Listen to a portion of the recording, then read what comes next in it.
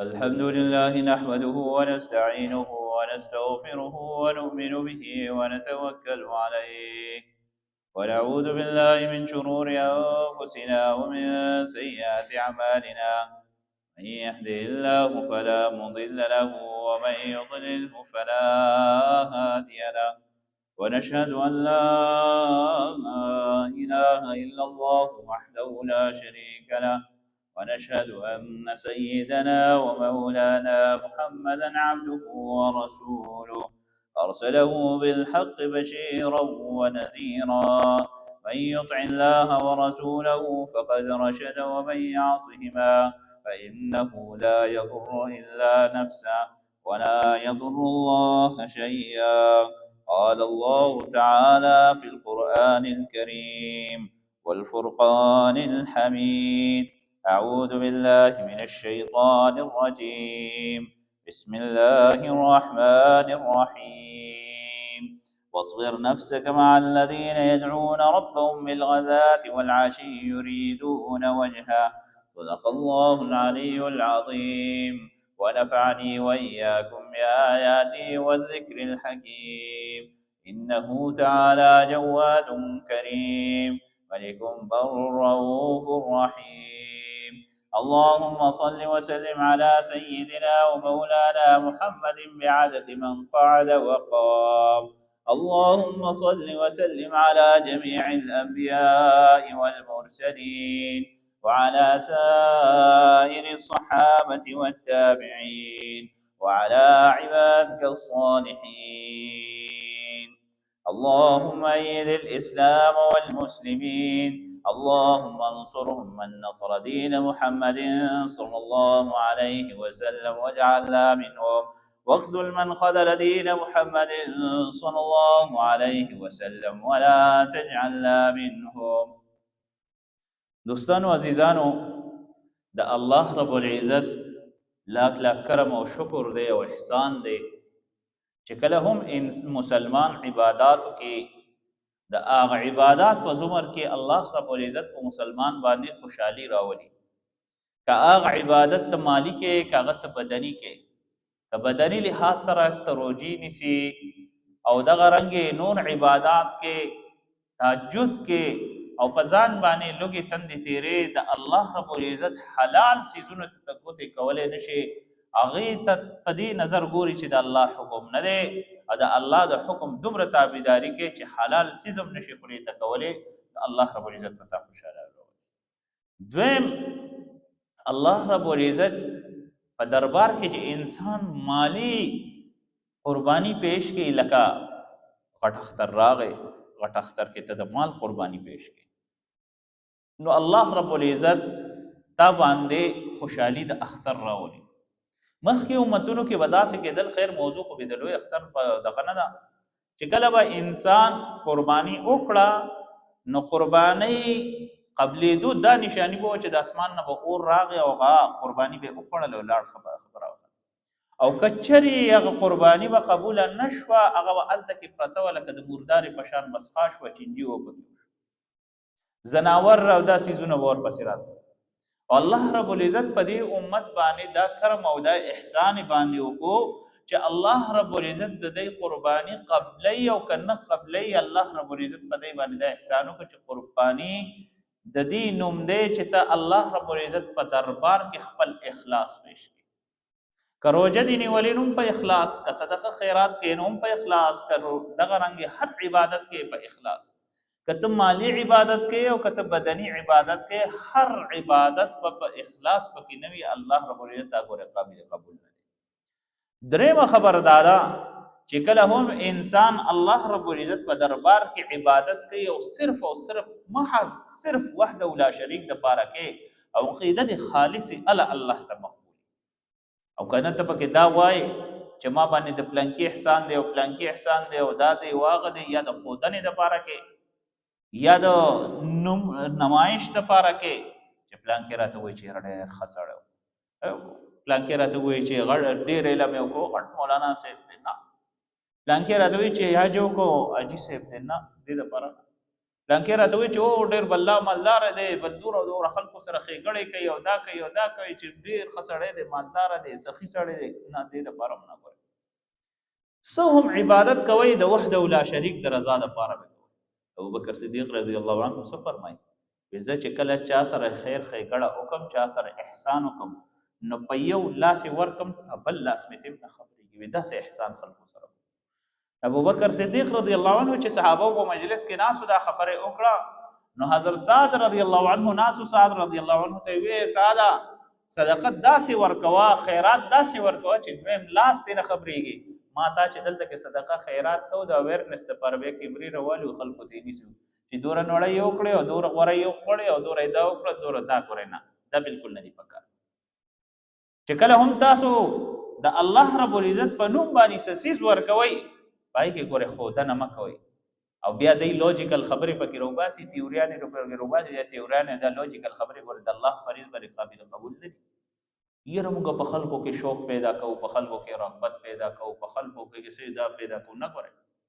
یاد ساته ته د الله رب العزت دپاره ورکړه ورکې، هغه الله ګورې د دې په لس چنده تا ته درکړي.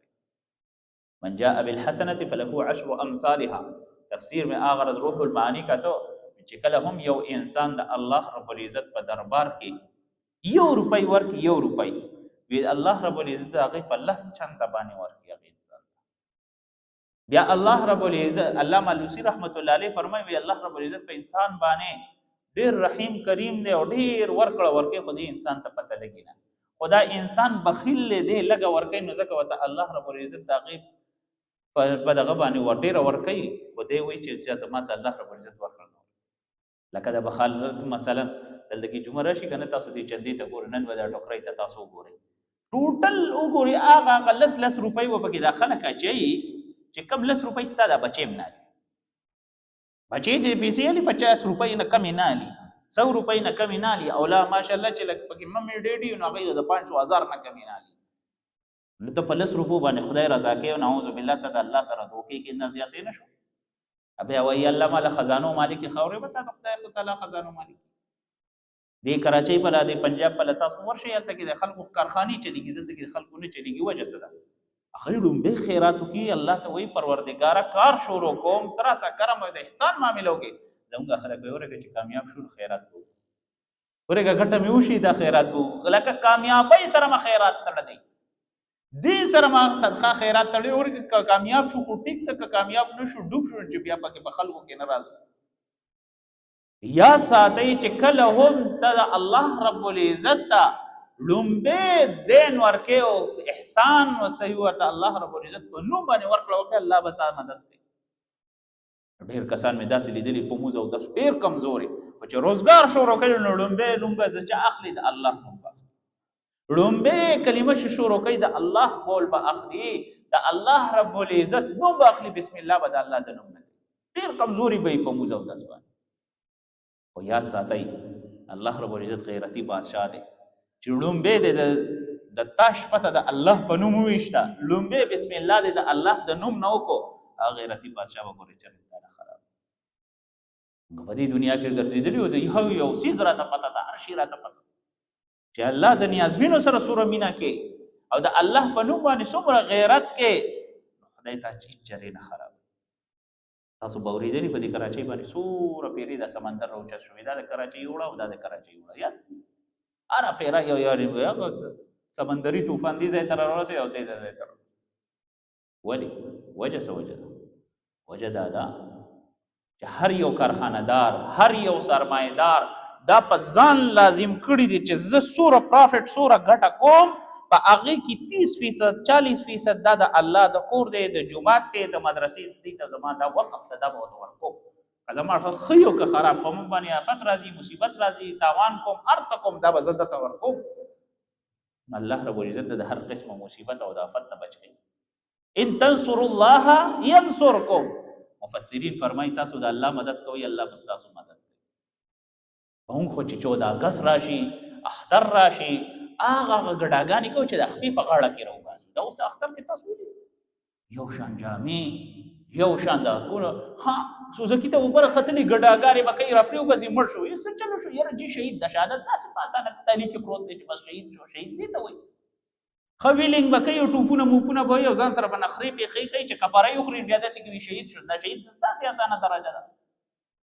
دوستانو عزیزانو عرض مې دا کولو چې په دې خپل حال باندې رحم وکړو خپل ګریوان کې سوچ وکړو چې موږ تر کوم طرف ته روان یو د الله رب العزت موږ نه مطلوب څه دي او دا کوم حرکتونه کوو دا په کومو لارو ګودرو باندې روان یو. د شریف خلکو اولاد چې ډېر شریف سلیقه ای سره چې خبرې هم کوي ته به د هغوی اواز نه اورئ او دا کم لچر کوچر او دا داسې حرکتونه واله چې بریا یقین وکړه هغه زره ته یو کس ګیله وکړه چې دغه ځای کې روان یم یو ځای کې وی واک مې کولو نو کله نه کله راسره وي خپل زنانه یو ګرځم واک کومه بدې کې ګورو موټرسایکل پنګ پنګ پنګ پنګ یې راغستې دی چې درځې وخوړو بیا یې الټه مانه ګیله کړو چې ما ته یې لاس نه کړو ما ته یې نه بچی بلکل ورته لاس نه چې ته اوس دلته په دې ګلو کې ګرځي او ټوپونه په دې باندې وې حرکتونه داسې کې د ټامیانو حرکتونه کې تا خو د دې څیز نه دی دلته کې ماشوم روزي دلته کې مشر روزي ناجوړه روزي بیمار روزي د زما قسم خلک راځي د دې خدا حرکتونه خو نه دي چې بیا یې ماته لاس راکړه ګیلي ګیلي دلته کې بیا مه کوو. دوستانو عزیزانو عرض مې دا کولو چې الله رب العزت انسان ته ډېر عزت ورکړی دی مسلمان ته بیا د هغې نه سیوا عزت ورکړی دی او بیا دی په هغه جامه کې داسې دروند خوب الله رب العزت ساتلی دی چې څنګه الله رب العزت نیکان بندګان ساتي او دی به داسې حرکتونه کوي چې کم د شیطانانو حرکتونه نو بیا وایي چې یاره جي ستا جي ته دعا وکړه چې الله ورته صحت ورکړي نو صحت به داسې خلکو ته خبره خدای ورکړي. دوستانو عزیزانو عرض مې دا کولو چې اختر موقع راشي یا د جشن ازادۍ موقع راشي یا د داسې دغه راشي که نه دا سوال کوي چې دی کوم داسې حرکتونه کوي اول که خپل خپلوان یا رشته داران مو ورته یاره داسې مه کوه او که کوي هم که نه درس کپړی چېرته ووري بیا وله خواله مه ورځئ پرېږدئ چې پراته دي دا اوس هغه زه تلم چې روان یم پنجاب ته نو بچا په لاره کې مې کتل هر دویم کس به داسې الټه پلټه حرکتونه کوي بیا وایي ګاډي والا صحیح ورته خلک وایي خپله ګاډي ته مخې ته کېږي او داسې حرکتونه کوي توبه نعوذ بالله چې ته به وایي چې دا دې سر اوس دا دې یو کپره یو خوړو دا دې کپره بیا وایي مرګ سره ګلونه وړي سره ګلونه ځان سره ګیمونه کوي. الله رب العزت مسلمان ته عزت ورکړی دی او د دې مسلمان حقیقت معلومیږي په کوم ځای کې په صبر سره صبر سره که انسان باندې خوشحالي راځي غم راځي آفت راځي تکلیف راځي بیماری راځي ورې یاد ساتئ ټول عبادت کول ډېر آسان دي روژه به ونیسئ تهجد به وکړي نفلونه به وکړي هر قسم عبادت به وکړي صدقه خیرات به ورکړي خو دا صبر داسې عبادت ته صبر چې دې ته ډېر لوی هاتیانو خویږي چې لوی خلک ورته ډېر خویږي صبر چې دی که نه ځکه الله رب العزت نه دي ویلي چې ان الله مع الصابرین چې زه صبر کوونکو سره یم الله رب العزت صبر کوونکو څخه ځکه دی چې دا صفت د فرشتو صفت دی صبر د چا صفت دی د فرشتو صفت دی خواښې په چا کې دی په مؤمنانو کې نن سبا مؤمن ته وایي معمولي لږ تکلیف راشي دومره فریادونه به درته وکړي ورته لږ صبر کوه مړه ځمړېږم ته راته وایې صبر وکړه الله رب العزت مؤمن ته ولې مؤمن ویلی دي چې دی به صبر کوي قناعت به کوي تکلیف مصیبت آفت پې راځي هغې فریاد به چا ته کوي الله ته به کوي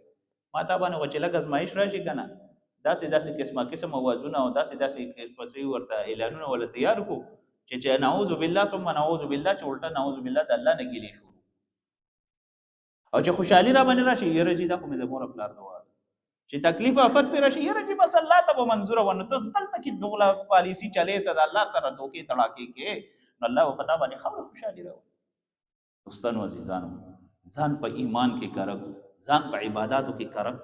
ځان خپل معاملات سوچک د الله رب العزت سره لین دین خالص کو دنیا ته انسان چې راغلی په رب یقینو که چا ځان سره سرټیفیکیټ یا اګریمنټ نه دی راوړی چې دومره وخت به ژوند دی بیا به مړ ٹھیک ٹاک وي بالکل هیڅ بیماری به نه ټیک ټاک وي ساري پاسې دوله ورشن پاسوي نو پځای په څه ورته مړ پوي الکس چل یاره جی هارت اٹیک وته ټیسټونه هر شی ولو نه کولیسټرول شته نه یوریک اسید شته هیڅ شی نشته فیټ لیور هم نشته هیڅ شی نشته شی ټیک ټاک اذا جاء اجلهم لا يستأخرون ساعه ولا يستقدمون دا الله رب العزت اجل د باندې راغې نه یو غړی مطلب یو سکند نه مخکې کېدې شي نه رستو کېدې شي لا يستأخرون نه اساری دې شي ولا يستقدمون نه مخکې کېدې شي ما غرض یو ځای کې بیان کول ختم په بیان کې مې پیر بیان کول چې دا شیطان رزیل څنګه انسان په ژوند کې دوکه کوي د په مرګ کې په ټیم کې د انسان باندې ډېر قسم حربې چلی نو چې کله فرشته راشي څنګه امام راشي غړی ته ګوري په انتظار ولاړ چې اوس د جمع ټیم پوره دا شیطانان چار چاپیره تاویږي د انسان نه لکه اخرنه ټیم دی د دې سړي نه بچو ګوري دا اسرائیل له واستانه سالي ټول چې چار چاپیره تاویږي غړي اکلی خلک کوي یره زوی ته یو قتل ورته یو قتل خور ته یو قتل پلانکی ته یو قتل پلانکی ته وګړي ډېر قتل خبر نه چې چار چاپیره ته شیطانان غړي ورته بچو دي صرف سجده راته وکړه خو بکټ پروتي سجده کولې نشي د شیطانانو سرکش شیاطینو د امام احمد بن حنبل رحمت الله علیه فرمایي چې زه یو پیرمړې دم د حاله پر شیطانانو راجم شو وی راجم شو راته وی چې بس رواني ممتدات داسې زه یو زمانی یو امام دا خبره کوي چې په ما باندې داسې یو بیهوشي یو غشي راغلی و چې زه بس نږدې وم چې ما نسا وتی وي دا شیطانان راغلي و ماته وی چې احمد ټول عمر دی د الله د دین خدمت وکړو بس ته اوس الله ته یو سجده وکړه یو موږ سره سجده وکړه زموږ د سردار ته سجده وکړه ما ورته چې ما خو ټول عمر د الله رب العزت د دین خدمت کړې زه ظالمانو تاسو ته سجده کوم زه تاسو ته سجده کوم وینه موږ د مرګ نه بچ کوو ته الله رب العزت سما مالک ته هغه مې د ارض نفع نقصان مالک هغه دی زه به څنګه شیطان ته سجده کوم په دې کې ګورو باندې هغه بیهوشي او کم بیماری د غرانه لري شیطان راته وی چې ترانه بچو ما ورته چې اوس نه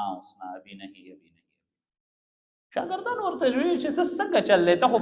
په بیهوش وي ته پتا سي حال کې شیطان نه چرچا پیر غړېدل ته وی د مرګ نه بچو سي دراته